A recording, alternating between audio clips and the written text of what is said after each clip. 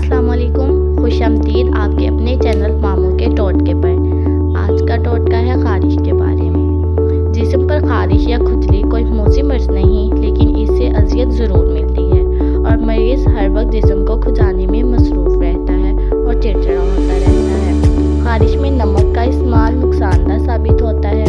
इसमें फलों और सब्जियों का इस्तेमाल मुफीद साबित होता है, क्योंकि फलों सब्जियों के इस्तेमाल से खून में खार का अंसर बढ़ जाता है। खार अंसर का बढ़ना अच्छी सेहत के लिए बेहद अहम है।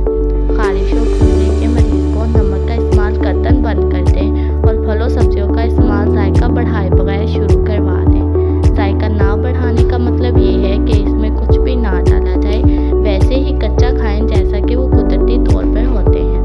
इससे खारिश और खुजली के मर्ज में बेहद अफाका हासिल होता है। तो वीडियो शुरू करने से पहले अगर आप हमारे चैनल पर नए हैं तो चैनल को सब्सक्राइब करें, लाइक करें और शेयर करें। तो चलिए वीडियो शुरू करते हैं। टोटका नंबर 1, ज़ीरा। पानी में ज़ीरा उबालकर इस पानी से नहाने से जिस्म की खारिश और पित्त दूर हो जाती है। ये एक आजमौदा नुस्खा है। टोटका नंबर 2, लीमू। लीमू वैसे ही चूस लें या नारियल के तेल में लीमू का रस मिलाकर मालिश करें, इससे खारिश में अफाका हासिल होता है। टोटका नंबर 3, नारियल। नारियल के तेल में लीमू का रस मिलाकर मालिश करने से खारिश कम हो जाती है। उम्मीद है आपको हमारी वीडियोस अच्छी लगी होंगी। ऐसी मज़ीद वीडियोस देखने के लिए हमारे चैनल को सब्सक्राइब करें। अल्लाह हाफिज़।